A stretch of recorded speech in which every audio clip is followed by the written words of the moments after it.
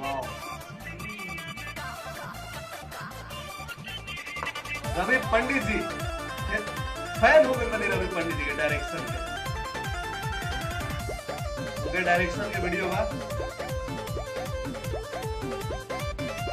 हटा होने हटा देह में न सटा, हटा होने हटा देह में न सटा, हटा होने हटा देह में न सटा, नहीं ता ए बाबू तो क्या लोला गिम्बल के ड्रोन से गिम्बल दे हम बचीर तोहर दूध नियन अच्छा तोहर दूध नियन गोद बसरी लागे नुवे डर नहीं सुधा के पनीर यो तोहर दूध नियन गोद बसरी लागे नुवे डर नहीं सुधा के पनीर। यो वेरी नाइस। आज के एल्बम दुनिया में हीरोइन सबके फेवरेट हो गई बाड़ी। आप लोग बताइए जा केकर फेवरेट बाड़ी,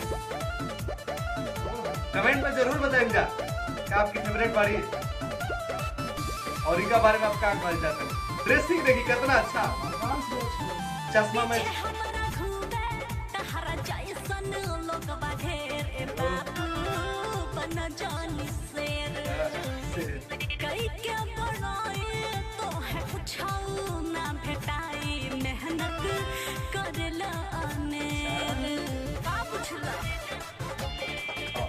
देखिए मन मस्त जवानी चमके जैसे सोना चांदी देखी हम पगलाइल बानी जान हाँ जी, ओकरे गजब गजब डायरेक्शन। करनी मन तकदीर होए मन तकदीर तोहर दूध नियन तोहर दूध नियन गोद बसरी लागे नुवे डर नहीं सुधा के पनीर तोहर दूध नियन गोद बसरी लागे नुवे डर नहीं सुधा के पनीर। यही से हम रिएक्शन करेंगे। रवि पंडित जी के डायरेक्शन कुछ नया देखे के मिलेगा भैया। फिर देखिए ड्रेस चेंज हो गई, कैमरा एंगल, लोकेशन भी चेंज, ड्रेस भी चेंज, स्टाइल मैचिंग। कितना दीवाना लोग के कुछ दिहनी दिल मोर जा बनी हकातिल हमके पटावो फुसिलावो मुश्किल बास हमारी के रख दिल होठ तोहर टॉफी लागे चुमा चाय कॉफी लागे बनल बाड़ू का लाइन? लागे जान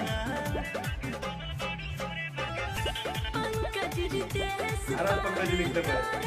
चली लकीर हम चेता बतानी फिर तोहर दूध नियन तोहर डांस भी अच्छा लग रहा है, क्यों? नियन गोद बसरी लागे नुवे डर नहीं सुधा के पनीर तोहर दूध नियन गोद बसरी चल जा बैकग्राउंड में डांसिंग देखिए स्टाइल। डर नहीं सुधा के पनीर।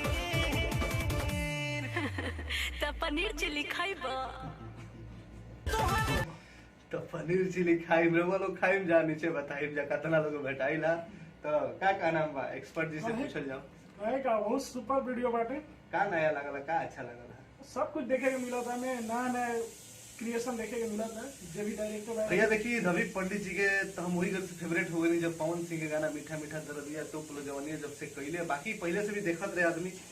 कुछ ना इनका डायरेक्शन में कुछ नया देखे के मिली। डांस देखी गजब लागता, थोड़ी देर के वीडियो रहे लेकिन इतना एंटरटेन कर दिला। उसको 2 मिनट पहले के भोजपुरी में पहले वीडियो जो बनता है एक ही लोकेशन पे ना फिल्मावल जाते रहे बहने। आजकल के जो वीडियो क्वालिटी चेंज भइल अनु कमाल के सच कहतनी जबरदस्त बाटे, जबरदस्त बाटे। और भगवान से दुआ बाटे वैसे ही हमनी के भोजपुरी के आगे बढ़ावत रहो और सब पब्लिक लोग सपोर्ट करी जैसे वीडियो गाना के। सबसे खास आप देखिए मैं ड्रेसिंग हर एक शब्द हर एक बीट पे एक एक चीज अलग देखा। रितेश पांडे की स्टाइल थोड़ा देखते हैं जब बैकग्राउंड में चला तारे पीछे से स्टाइल, कैमरा की एलगम, ऊपर से नीचे लिखल जाता, पहले तो ऐसे वैसे लिखल जाता, लेकिन अब जो गिम्बल कहल जाला, जो कैमरा ऐसे पकड़ लिया जाता तो हिलत रहेला भैया, तो गिम्बल से सीन लिखल जाला, जब पूरा टॉप लेवल से देखा होता, फिर नीचे से देखा होता, ऐसा लगता जैसे ट्रेन चल रहा बिया। तो सब कुछ क्रिएशन एकरा पे बहुत बहुत भैया मेहनत करे के पड़ला, एक एक सीन के कॉली फिल्मावे के पड़ला, क्योंकि शूटिंग करे बाद सामने वाला का डांस करल एक्टर एक्ट्रेस, तो बहुत कुछ बा। अतना बाटे कि हमारा खुद नहीं के पता कि का चीज होला। बहुत जबरदस्त वीडियो बा, ऐसा वीडियो के सपोर्ट करी जा। और आप लोग के रिएक्शन कैसा लागल तनी ऐसा नीचे कमेंट सेक्शन में कई के हिम्मत बढ़ाई जा, ज्यादा से ज्यादा लाइक करिए। कब से वीडियो हमारा सपना बा कब तो कोनो वीडियो के हमारा 1000 लाइक जाए, आप लोग 1000 लाइक करी जा, कमेंट करी जा, ज्यादा से ज्यादा शेयर करी जा। जय भोजपुरी, एकता बना के रखी जा। फिर मिलते हैं अगला वीडियो में, तब तक के लिए चैनल को सब्सक्राइब करके नोटिफिकेशन दबा दीजा। जय भोजपुरी।